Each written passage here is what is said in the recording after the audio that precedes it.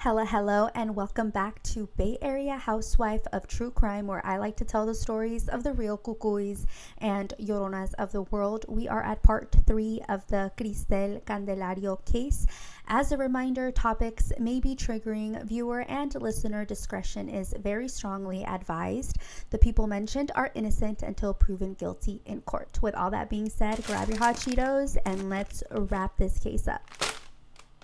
During her court proceedings, her lawyer alleged that Kristel struggled with mental health issues and had attempted to unalive herself in early 2023. After her suicide attempt, Kristel was prescribed antidepressants, which she stopped taking shortly before abandoning her 2 kids. Also in court, her parents begged the judge for mercy and claimed that they were unaware that their daughter had left their grandchild alone for 10 days. They performed a woe is she soliloquy of how the medication Kristel was on or not taking impeded her ability to make good decisions. Kristel performed the same song about how she did not tell her parents about her trip and that she told them that she was in Cleveland, Ohio with Jaylene. Everyone involved in this case described it as one of the most horrific cases they had ever seen. Kristel Candelario got a plea deal in February of 2024 where she pled guilty to 2 counts of aggravated murder with child endangerment with the added charges of felonious assault and 2 counts of murder dismissed in exchange for life in prison without the possibility of parole, hence taking the death penalty off the table. On March 18th of 2024, Cuyahoga County Court of Common Pleas Judge Brendan J. Sheehan sentenced Kristel to life in prison without the possibility of parole. Judge Brendan Sheehan said that traveling out of state while leaving a baby alone without food was, and I quote, the ultimate betrayal that deserved one of the harshest legal punishments available.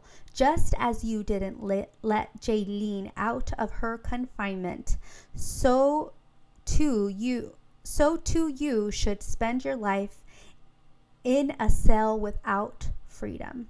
The only difference will be that the prison will at least feed you and give you liquid that you denied her.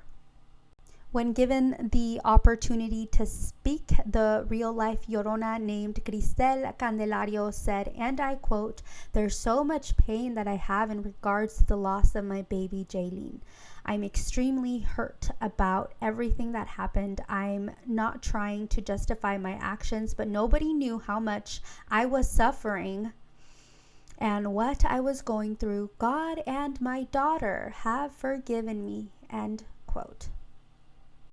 Prosecutor Michael O'Malley said that Kristel, quote, demonstrated unimaginable selfishness in murdering Jaylene. The thought of going on vacation for 10 days and leaving your child to starve to death in her pack and play is a new low in parental care, end quote. Henry Garcia found out about the death of his daughter Jaylene, whom he had never physically met in person. Like everyone else, he found out in the news. Henry Garcia asked on Spanish television networks that Kristel's parents help him get a visa so that he could go visit his daughter's grave. We've reached the end of today's episode at Bay Area Housewife of True Crime. Thank you so much for coming down the rabbit hole where I currently live. Stay tuned for the next episode on the next case, and make sure to follow me on socials. My Instagram is at bayarea.housewife. The podcast's Instagram is at BayAreaHW of True Crime. You can find full episodes of these recordings on Spotify and Apple Podcast. YouTube at Bay Area Housewife of True Crime. If you like my content, do me a solid and rate my show wherever you listen. As always, I respect and accept your opinions.